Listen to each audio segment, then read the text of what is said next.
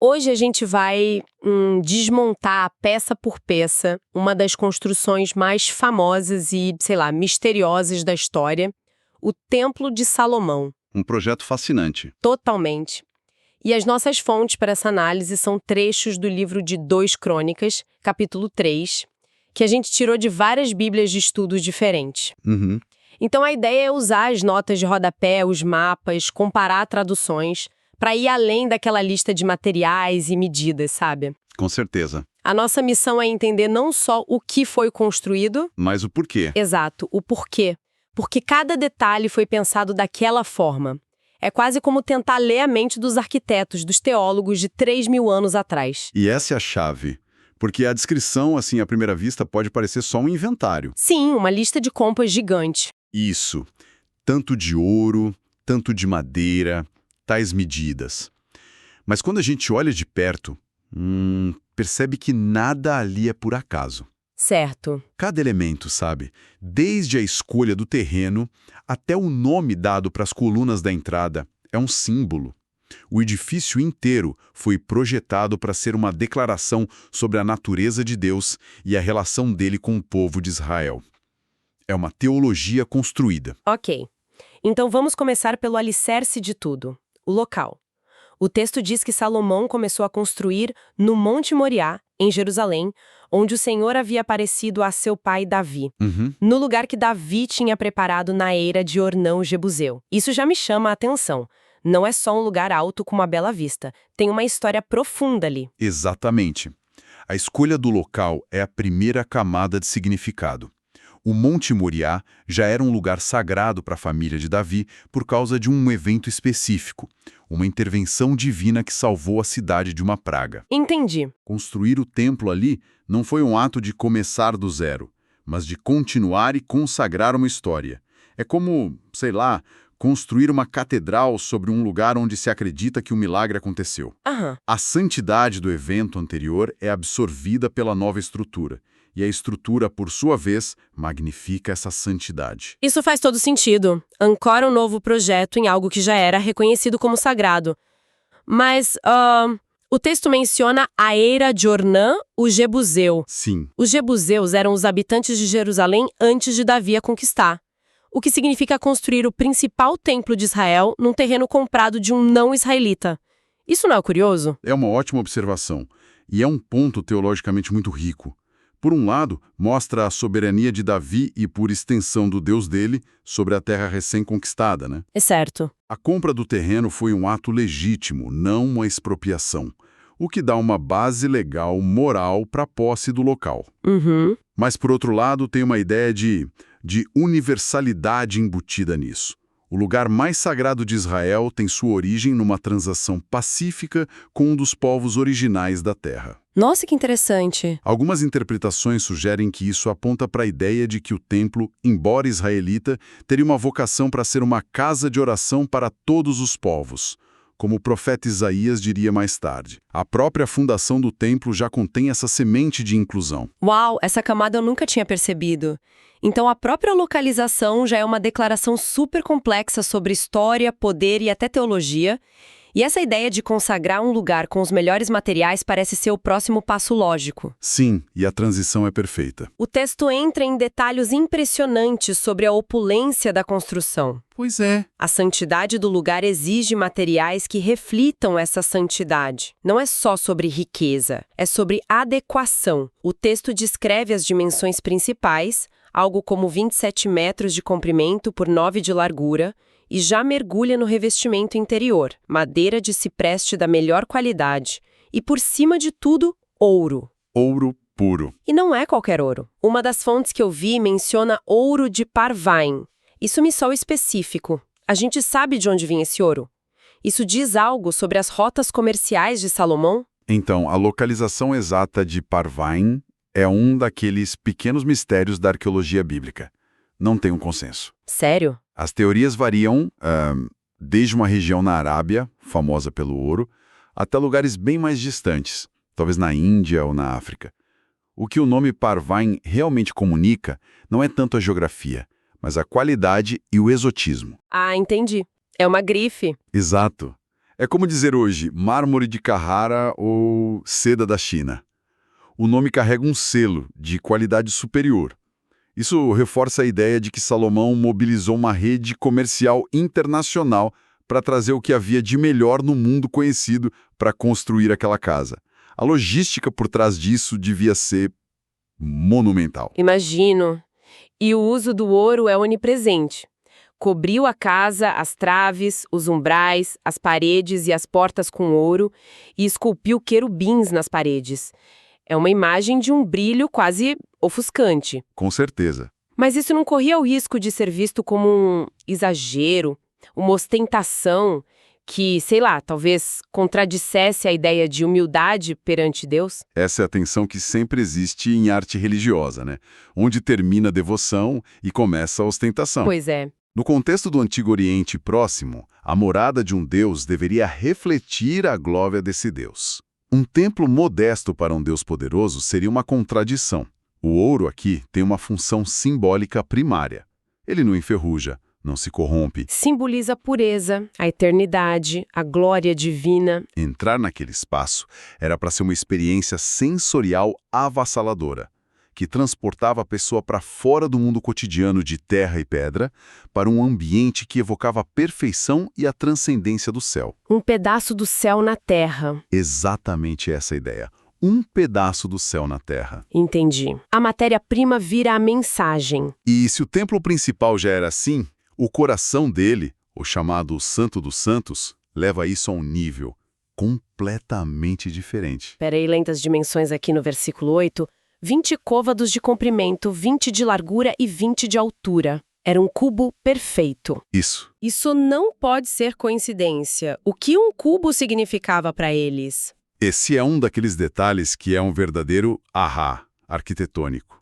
A forma cúbica, na geometria simbólica antiga, representa a perfeição, a estabilidade, a completude. Nossa, é a forma mais equilibrada que existe. Ao dar ao Santo dos Santos a forma de um cubo perfeito, o arquiteto estava fazendo uma declaração visual poderosa. Este espaço é o ponto de equilíbrio perfeito entre o céu e a terra. Uau! É o lugar da presença de Deus manifesta. E essa presença é perfeita e imutável. Séculos depois, no livro do Apocalipse, a Nova Jerusalém, a cidade celestial, também é descrita como um cubo perfeito. Que incrível! A mesma simbologia, a ideia é a mesma, a morada final de Deus é um lugar de perfeição geométrica e espiritual. É fascinante como a matemática e a teologia se encontram aqui. E a quantidade de ouro usada só nesse cubo de tipo 9 metros de lado é absurda. 600 talentos de ouro fino. As notas aqui dizem que um talento pesava uns 34 quilos. Faça as contas. A gente está falando de mais de 20 toneladas de ouro só para revestir uma sala. É um número que desafia a imaginação. E guardou nesse espaço incrivelmente valioso estavam as figuras mais impressionantes de todo o templo, os 2 querubins. Sim, o texto descreve 2 querubins de madeira de oliveira cobertos de ouro, cada um com 4,5 metros de altura. A envergadura das asas era enorme. As asas de cada um se estendiam por 4,5 metros. Juntas, as asas deles se tocavam no centro da sala e alcançavam as paredes opostas, cobrindo toda a largura do Santo dos Santos. É uma imagem de domínio total do espaço. E é importante dizer, esses querubins não são os anjinhos rechonchudos da arte renascentista, né? Não mesmo. Na iconografia do Antigo Oriente Próximo, eles eram criaturas híbridas, imponentes, como as esfinges egípcias ou os lamassus assírios, seres com corpo de leão ou touro, asas de águia e rosto humano. Eram guardiões de palácios e templos, seres que marcavam a fronteira entre o profano e o sagrado. Então, Israel meio que pegou essa imagem comum na região e adaptou para a sua própria teologia. Precisamente. Eles importaram o conceito do guardião celestial, mas o esvaziaram de qualquer divindade própria. No templo, os querubins não são deuses a serem adorados. Certo. Eles são servos do Deus único e invisível. A função deles é dupla. Primeiro, eles guardam o espaço mais sagrado. E segundo, suas asas estendidas formavam o que era simbolicamente considerado o trono de Deus. A Bíblia frequentemente se refere a Deus como aquele que habita entre os querubins. Eles não representavam Deus, mas marcavam o lugar da sua presença invisível. Entendi. E o fato de seus rostos estarem virados para fora, para a casa principal, reforça essa ideia de vigilância, de proteger a santidade interior. Que imagem poderosa! Um trono vazio, guardado por seres monumentais, dentro de um cubo de ouro perfeito. Cada detalhe parece gritar reverência e mistério. Exato. E saindo desse interior escuro e brilhante, a primeira coisa que alguém veria na fachada seriam as duas colunas gigantescas. E elas tinham nomes. Sabe o que sempre me intrigou? Por que dar nome a duas colunas? Eram só pilares, certo? Pois é. Na maioria das construções antigas, colunas são elementos estruturais anônimos, mas aqui elas recebem nomes próprios, como se fossem personagens. Exato. E que colunas? O texto fala de duas colunas de bronze com quase 16 metros de altura. É muito alto. Mais um capitel de mais de 2 metros no topo, todo decorado com correntes e romãs. E aí vem os nomes. A da direita se chamava Jaquim e a da esquerda Boaz. E é aqui que as notas de rodapé das nossas fontes são cruciais. Os nomes não são aleatórios. Não mesmo. Em hebraico, Jaquim significa algo como ele estabelecerá ou ele firma, e Boaz significa nele a força. As colunas não eram apenas decoração, eram tipo outdoors teológicos na porta do templo. Isso é incrível. Então, antes mesmo de entrar, a pessoa era confrontada com uma mensagem dupla. Deus estabelecerá e nele a força. Juntas elas formam uma frase, uma promessa. Deus estabelecerá seu reino e seu povo com sua força. É exatamente isso. Elas formavam uma declaração de fé em bronze. Por uma nação que tinha acabado de se consolidar, vinda de um período turbulento de juízes, de guerras, essa mensagem de estabilidade e poder divino era fundamental. Com certeza. As colunas diziam a todos, israelitas e estrangeiros, que o reino e o templo não estavam firmados na força militar de Salomão, mas na força e na fidelidade de Deus. Mas será que era só simbólico? Com quase 16 metros de altura, feitas de bronze maciço, elas deviam ter alguma função estrutural, não? Ou eram puramente monumentais? Essa é uma grande debate entre os estudiosos. A descrição bíblica não deixa claro se elas sustentavam o pórtico ou se ficavam em frente a ele, como monumentos independentes. Tipo os obeliscos no Egito? Exatamente, um pouco como os obeliscos em frente aos templos egípcios. Ambas as interpretações são possíveis. Se fossem estruturais, a força física delas reforçaria o significado simbólico. Se fossem independentes, seu propósito seria puramente comunicativo. Certo. De qualquer forma, o impacto visual era o mesmo. Um portal monumental que enquadrava a entrada para o sagrado e proclamava a base sobre a qual tudo aquilo estava construído. E as romãs que você mencionou? Ah, sim. Os capitéis com romãs. A romã era um símbolo antigo de fertilidade e abundância.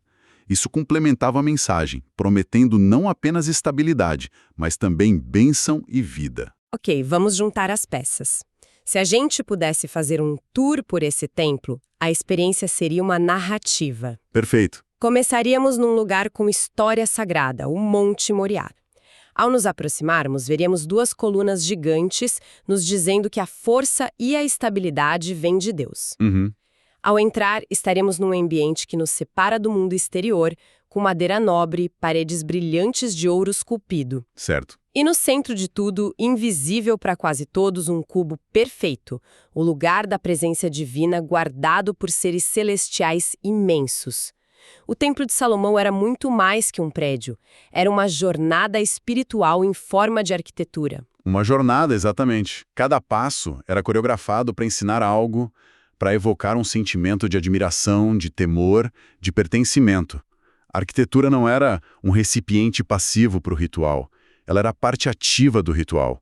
Ela moldava a experiência do adorador. Uau! E isso me leva a uma reflexão final, sabe? Algo para a gente continuar pensando. Manda. Toda essa nossa conversa foi sobre o esforço monumental para criar um espaço físico, delimitado, incrivelmente detalhado, para abrigar a presença de um Deus que a própria teologia israelita define como infinito e onipresente. Verdade. O próprio Salomão, na oração de dedicação do templo, diz: os céus e até o céu dos céus não te podem conter, quanto menos esta casa que edifiquei. Ele sabia da contradição. Ele tinha consciência disso. Total. Então, a questão que fica é: o que esse esforço colossal para dar uma casa a Deus, mesmo sabendo que ele não cabe nela, nos revela sobre a necessidade humana de tangibilizar o sagrado? Por que a gente precisa tanto de lugares, de objetos, de estruturas físicas para ancorar nossa fé e dar um foco à nossa comunidade, mesmo acreditando em algo que transcende completamente o físico?